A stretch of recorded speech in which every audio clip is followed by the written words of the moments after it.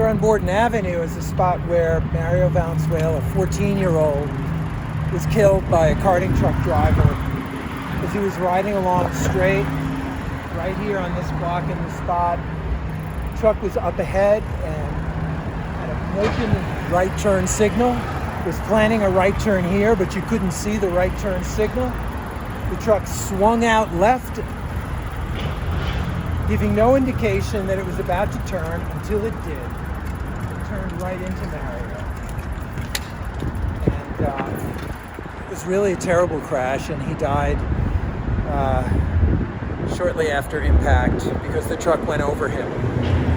And in the course of representing their family in the case, we came to a point where NYPD concluded its investigation, determined that the fault was 100% on the cyclist. The investigating detective of the Collision Investigation Squad said that the cyclist was in error because the cyclist tried to pass the carting truck on the right and should have yielded to the carting truck.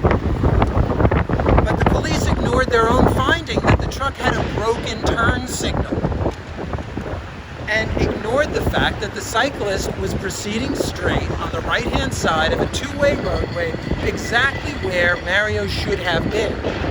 He was not breaking any laws whatsoever. But the police said it was his fault because once the driver tapped the brake preliminary to making an unsignaled turn or a turn that was not visible to Mario, as soon as his truck slowed down when he tapped the brake, well, Mario started to go ahead of him because Mario didn't anticipate the truck was about to turn, was about to tap the brake. So all of a sudden you have Mario going into the side of the turning cab of the truck.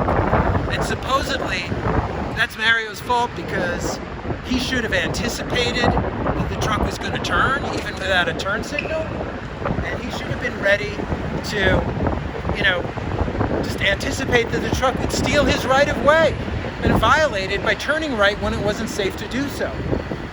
I was so impressed when Mario's mother, Martha, stepped up, and she's not a native English speaker, but we worked together on testimony in support of legislation that was championed by Edonis Rodriguez when he was chair of the City Council Transportation Committee.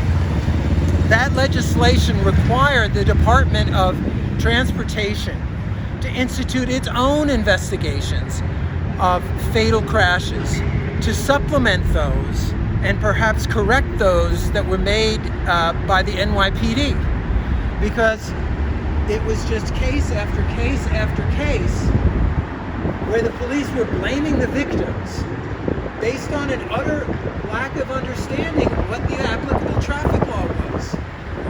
And this detective who blamed Mario for his own death, when I got to question him under oath, I was asking him questions about what the applicable rules were. They all know me at the Collision Investigation Squad, this small unit that investigates only the fatal and near-fatal crashes. Dealt with them a lot over the years.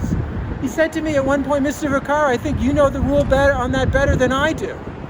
Well, I'm not in this to show that I know more than other people. I want the cop to know the traffic law better than I do. And I don't think it's funny or flattering or in any way appropriate for that detective, who's a career detective on the Collision Investigation Squad, to think it's okay that he doesn't even know what the applicable traffic laws are. Well, Martha Valenzuela gave that testimony along with the mother of Heitman, and that legislation passed. It took, as usual, years to implement, and it's Robin Heitman, apologies. And now, just starting this year, we're starting to see the investigations conducted by the DOT, and we are seeing that the DOT is at least making changes in some of the spots where these fatal crashes occurred to make them a little bit safer. I can't say they've done anything to make this spot safer, though. And there's a lot going on here with on-ramps and off-ramps from Interstate 495 and Midtown Tunnel. industrial section across an at-grade rail crossing, everything else that's going on around here. This is what happens when you have a residential boom, as we've had here in Long Island City, and what is in the midst of it, a very heavy industrial area. You have enormous trucks going through, and they're just not looking for people. They think of it as like a yard where they might be taking on a load in their container or carting truck, or dumping a load. They don't realize that it is increasingly homes for New Yorkers, and that these giant trucks have to be operated with exquisite caution on our crowded New York City streets. It's just the only way to save lives.